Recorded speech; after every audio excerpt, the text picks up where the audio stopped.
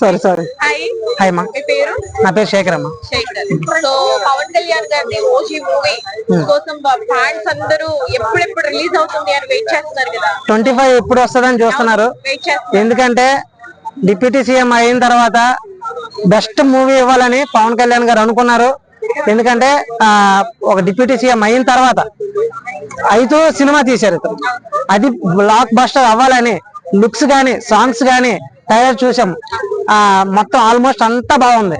Cinema ఎప్పుడు release అవుతుందా, ఎప్పుడు చూద్దామని జనాలు వెయిట్ చేస్తున్నారు. జనసేన సైనికులు గానీ మొత్తం అందరూ కూడా, ఆంధ్రప్రదేశ్ దేశంలో మొత్తం.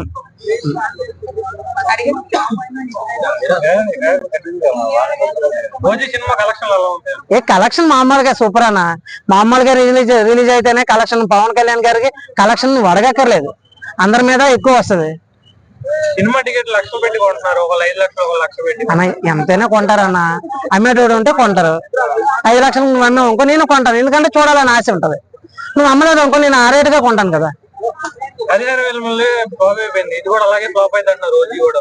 అన్న అదే చెప్తున్నాను, 25 కి మొత్తం రిలీజ్ అయిన తర్వాత ఎవరైనా చెప్తారు.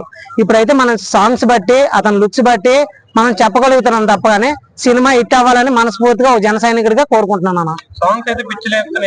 సాంగ్స్ అంటే అసలు సూపర్ హిట్ అయితే సినిమా చూడు, అలా చూడు.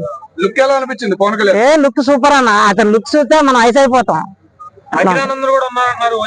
లేదు లేదు, ఒక ఎంట్రీలో ఫస్ట్ పవన్ కళ్యాణ్ చిన్నప్పుడు చేశారా ఏమన్నా, దీన్ని అంత అబ్జర్వ్ చేయలేదు. సినిమా అయితే సూపర్ హిట్ అవ్వాలని మనస్ఫూర్తిగా జన సైనికుడిగా కోరుకుంటున్నాను. ఏం లేదమ్మా, నా డైలాగ్ నాకు కొంచెం తిక్కు ఉంది, కానీ దానికి లెక్కలేదు. నాకు కొంచెం తిక్కు ఉంది, దానికి ఒక లెక్క ఉంది. అన్న పవన్ కళ్యాణ్ గారిని అన్న సినిమా చాలా వరకు ఆపాలని చూస్తారు. సో హరిహర వీరమలు కూడా అలా అయింది. ఓజీ పరిస్థితి ఏంటి అన్న? పవన్ కళ్యాణ్ గారు సినిమా ఆపరన్న, ఆపాలని ధైర్యం కూడా ఎవరు చేయరు కూడా. ఎందుకంటే అతను ఒక డిప్యూటీ సీఎం కాకపోయినా సరే పవన్ కళ్యాణ్ సినిమా ఆపే దమ్ము ధైర్యం ఎవరికి లేవు. ఎందుకంటే అతను ఏం తప్పు చేశాడన్న? ఏ తప్పు చేయలేదు, అవినీతి చేయడు, నిజాయితీగా సినిమా తీసుకుంటాడు, రిలీజ్ చేసుకుంటాడు, ఆ వచ్చిన డబ్బులతో ప్రజలకు ఖర్చు పెడతాడు.